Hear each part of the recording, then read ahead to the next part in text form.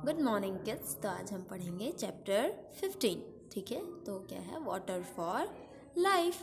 तो पानी हमारे लिए कितना ज़रूरी है ये तो मुझे बताने की आप लोगों को ज़रूरत है नहीं, आप बहुत अच्छे से जानते हैं कि पानी हमारे लिए कितना इम्पोर्टेंट है। ठीक है, तो क्या है, all living being need water to stay alive. तो देखो, सभी लिविंग बीइंग्स मतलब ज़िंदा रहने वाले को, ठीक है, जिंदा रहने वाली चीज़ें जो सांस लेती हैं उनको किस चीज़ की ज़रूरत होती है? पानी की। ठीक है, without water there would be no life on the earth. तो बिना पानी के इस अर्थ में हमारी कोई ज़िंदगी नहीं है। It is use for various activities such as. तो ये क्या है, पानी जो है वेरियस एक्टिविटीज़ मतलब बहुत सारी एक्टिविटीज़ के लिए हमारे काम आती है। जैसे कि we need water for drinking, we need water for bathing. तो हमको क्या है, पानी पीने के लिए चाहिए, पानी नहाने के लिए चाहिए। We need water for cooking, तो हमें पानी खाना बनाने के लिए भी चाहिए। We need water for washing, हमें कपड़े धोने, ठीक है, उनके लिए भी पानी की ज़रूरत है। We need water for cleaning, हमें साफ़ करने, घर साफ़ करने, गाड़ी साफ़ करने, इन सभी चीज़ों के लिए क्या है, हमको पानी की ज़रूरत है। ठीक है, तो अब देखो आगे क्या है कि we need water for putting off fire. तो हमको पानी की ज़रूरत और किस लिए है कि जितने भी जो आपके इफ़ इन केस मान लीजिए कहीं आपके यहाँ आग लग जाती है या कोई इशू होता है तो क्या होता है, हमको उसके लिए भी पानी की ज़रूरत पड़ती है। ठीक है, अब क्या है कि यहाँ पे देखेंगे हम कि क्या है सोर्सेस ऑफ वाटर। तो सोर्सेस मतलब क्या होता है बच्चों, कि पानी किस सोर्स से या किस स्रोत से हमको मिल रहा है। ठीक है, जैसे कि पानी मान लो हमको नहीं पता है कि कहाँ से पानी आ रहा है, तो देखो अब क्या है, पानी हमको कहाँ से मिलता है, नदी, तालाब, ठीक है, या तो फिर कुएँ। तो इन ये क्या हो गए, सोर्स हो गए। ठीक है, पानी पाने के हमारे तरीके जहाँ से हमको क्या है, पानी मिलता है। ठीक है, ये समझ आया। अब देखो सोर्सेस ऑफ वाटर में क्या क्या है, हम यहाँ पे अब पढ़ेंगे। We get water from different sources, rain is the main source of water.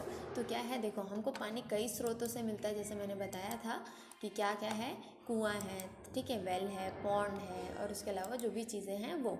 ठीक है, अब रिवर हो गए, ठीक है, लेकिन जो मेन सोर्स होता है, ठीक है, जो मेन जहाँ से हमको मेनली पानी मिलता है उसको हम क्या बोलेंगे, वो क्या होगा, रेन। जैसे बारिश होती है तो क्या होते हैं कि कुछ पानी जो है, कुछ पानी का हिस्सा ज़मीन के अंदर चले जाता है और कुछ पानी का हिस्सा क्या होता है कि नदी, नालों, तालाबों में चले जाता है। When it rains, water collect in ponds, lakes and rivers. Some water goes under the ground. This is called underground water. तो देखा मैंने जैसे बताया कि क्या होता है, जब पानी गिरता है तो क्या होता है कि कई जगह जो होता है पानी कहाँ चले जाता है, आपके कुओं में, तालाब में, इसमें चले जाता है, नदी में, नालों में, और कुछ पानी जो है वो ज़मीन सोख लेती है, जिस पानी को हम क्या बोलते हैं, underground water. In villages and small towns people get water from well, pond, river और हैंड पम्प्स। तो देखो गांव में क्या होते हैं, जैसे गांव में जो लोग होते हैं ना, तो वो देखो क्या करते हैं कि पानी लेने के लिए क्या करते हैं, कई तालाबों, कुओं, ठीक है, हैंडपम्प, इन सब में जाते हैं। In big cities is obtain from taps and water pumps. तो देखो अब क्या होता है, हम जैसे सिटी में रहते हैं, सिटी में हमारे यहाँ सभी के यहाँ क्या है, नल है, ठीक है, हम सभी के यहाँ टैप्स एंड वाटर पम्प्स है। वाटर पम्प्स मतलब जो आपका बोर होता है वो।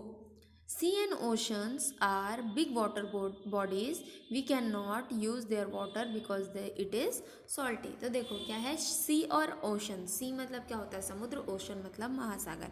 ठीक है, तो ये क्या होती है, बहुत बड़ी वाटर बॉडीज़ होती है। मतलब अगर आप एक समुद्र में भी खड़े हो के एक तरफ से दूसरी तरफ देखोगे तो आपको सिर्फ पानी दिखाई देता है, और उससे कई गुना बड़ा क्या होता है, हमारा ओशन होता है। ठीक है, but we can not use their water because it is salty. But क्या होता है, हम इसके पानी को यूज़ नहीं कर सकते। क्यों नहीं कर सकते, क्योंकि ये पानी क्या होता है, खारा हो। चलिए अब देखिए, जैसे कि ये क्या है, ये जो छोटे छोटे जो जगह दिख रहे हैं, देखिए सऊदी अरेबिया टू सूडान, तो ये क्या है, ये सीज़ हैं, छोटी छोटी जगह। ये क्या है, जैसे थाईलैंड से इंडोनेशिया, ये सी।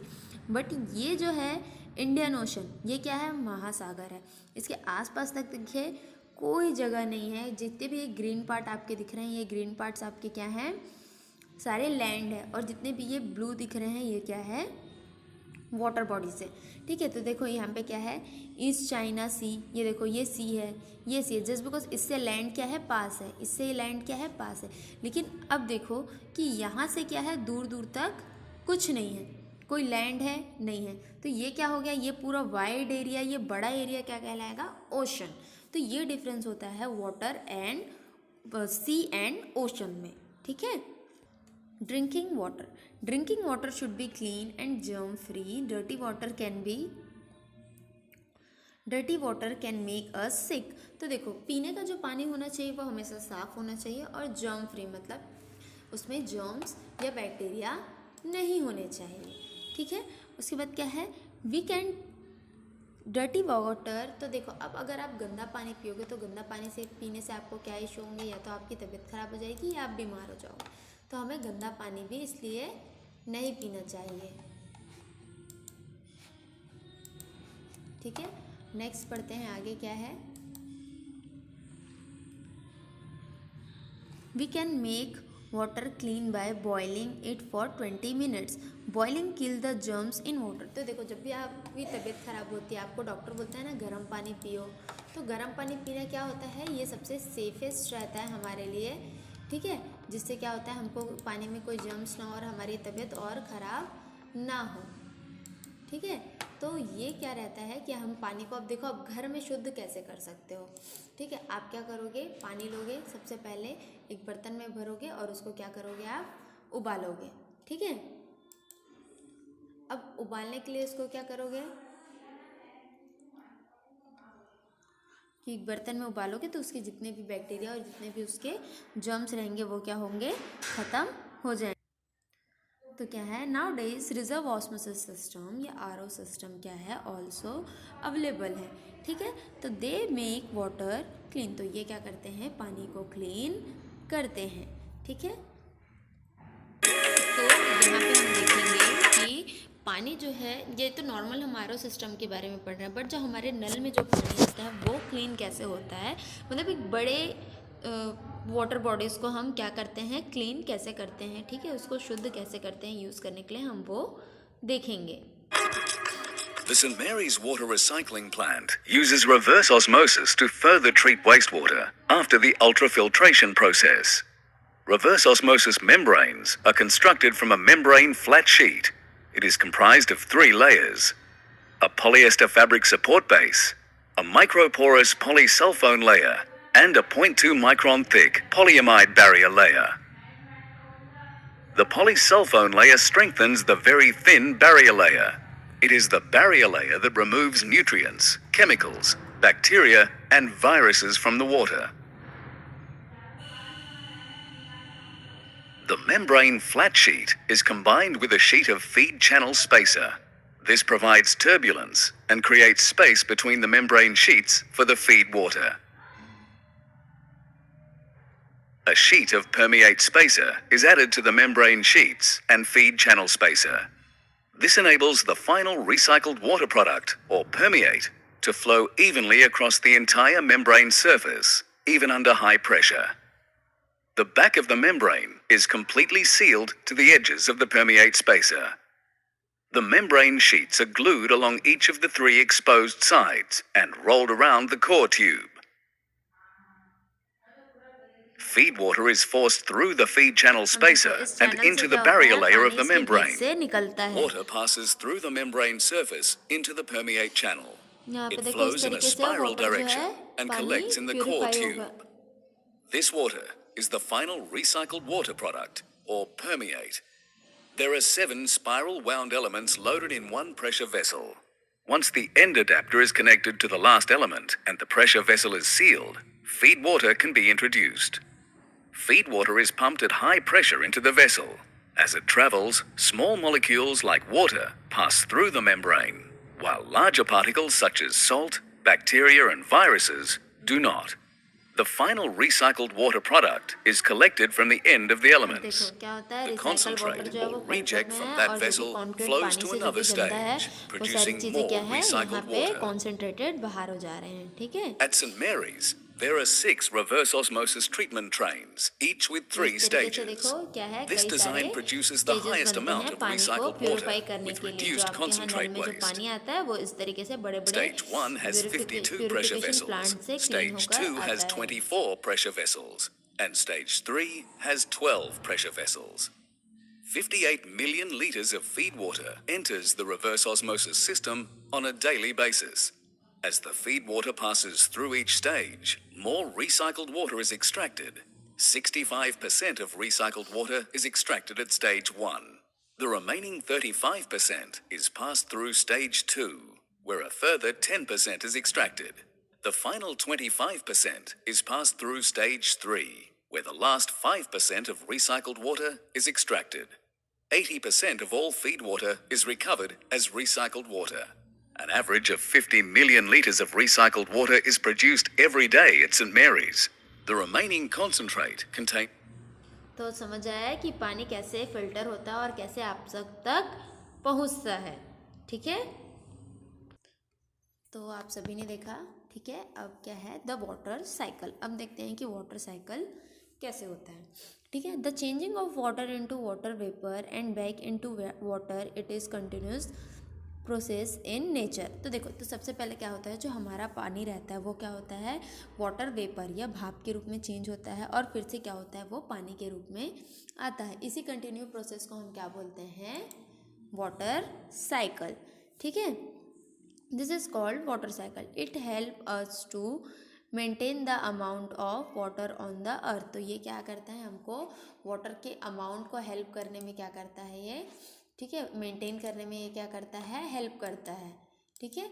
नेक्स्ट क्या है, due to the heat the sun water from rivers, lakes, ocean, sea etcetera changes into water vapour. तो देखो क्या होता है कि गर्मी के दिनों में क्या है, धूप जो है वो बहुत ज़ोरदार होती है, ठीक है। तो क्या होते हैं कि जितने भी धूप होते हैं, ठीक है, जितनी भी चीज़ें रहती हैं, तो क्या होती है, वो क्या करती हैं, अब अपने भाप के रूप में चेंज होने। जैसे आप पानी अगर गर्म करते हो तो क्या होता है, वो भाप बनता है और उस भाप के ऊपर अगर कभी हाथ रख के देखोगे तो क्या होगा, वो आपकी हाथ जो है वो हल्की हल्की गीली हो जाती है। तो उसी तरीके से क्या होता है कि जो नदी और तालाबों का पानी होता है वो क्या होता है, धूप की तेज़ रोशनी की वजह से क्या होता है, वो भाप बनने लगता है। अब भाप बनकर वो जाएगा कहाँ, आसमान में, ठीक है, ठीक। तो दिस इज कॉल्ड एवापोरेशन, ठीक है। तो इस चेंजेस को हम क्या बोलेंगे, जो भाप बन के ऊपर जाने की, पानी के भाप बन के ऊपर जाने की क्रिया है, उसको हम क्या बोलेंगे, एवापोरेशन, ठीक है। Water vapour rise up high in the air. तो वाटर का जो भाप होता है वो क्या होता है, ऊपर हवा के में जाने लगता है, ठीक है। Cool and change into small drops of water. तो क्या है, अब वहाँ पे क्या होता है, वो जाकर ठंडा होता है और एक छोटी सी बारिश के बूंद के जैसे बन जाता है, ठीक है। दिस इज कॉल्ड कॉन्डेंसेशन, ठीक है। तो इसको हम क्या बोलेंगे, condensation. This drop of water join to from cloud, large drops become heavy and fall on the earth as rain which go to water bodies. अब देखो ये क्या होता है कि जब ऐसे छोटे छोटे ड्रॉप जो है वो क्लाउड में जमा हो जाते हैं, बादल में जमा होता है। तो बादल क्या होता है, धीरे धीरे भारी होने लगता है, ठीक है। जैसे ही भारी बादल होने लग जाएगा उसके बाद क्या होगा, फिर से बारिश स्टार्ट हो जाएगी और जो भी आपका पानी है वो क्या होगा, आपके वाटर बॉडीज में फिर से फिल हो जाएगा, ठीक है। वास्तव में यह पृथ्वी के कुल वाटर प्रकृति का मूल तत्व है और यह हमारी पृथ्वी पर जीवन का मुख्य स्रोत है। यह पृथ्वी की सतह का 70% हिस्सा है, लेकिन वास्तव में यह पृथ्वी के कुल द्रव्यमान का 0.05% का प्रतिनिधित्व करता है। पृथ्वी पर मौजूद पानी की कुल मात्रा लगभग 1.386 बिलियन वर्ग किमी और 333 मिलियन क्यूबिक माइल्स है। इस मात्रा में से 97.5% सॉल्ट वाटर है और 2.5% फ्रेश वाटर है। ताजे पानी केवल 0.03% पृथ्वी में तरल रूप में मौजूद है। यह जीवन प्रदान करता है, गर्मी को कम करता है, हानिकारक पदार्थों को बाहर निकालता है और कई दैनिक कार्यों में मध्यस्थता करता है। इसलिए वाटर साइकिल हमारी पृथ्वी का एक महत्वपूर्ण हिस्सा है और आज हम वाटर साइकिल के बारे में जानेंगे। वाटर साइकिल, जिसे हाइड्रोलॉजिक साइकिल भी कहा जाता है, पृथ्वी की सतह पर पानी की गति का वर्णन करता है। यह एक सतत प्रक्रिया है जिसमें 5 स्टेप्स शामिल हैं। ये भाप और इवेपोरेशन, संक्षेपण और कंडेंसेशन, वर्षा और प्रेसिपिटेशन, अपवाह और रन ऑफ, परकेशन और पर्कलेशन। अब हम एक उदाहरण के साथ सीखेंगे। वाटर साइकिल वाष्पीकरण से शुरू होता है। यह एक प्रक्रिया है जहां सरफेस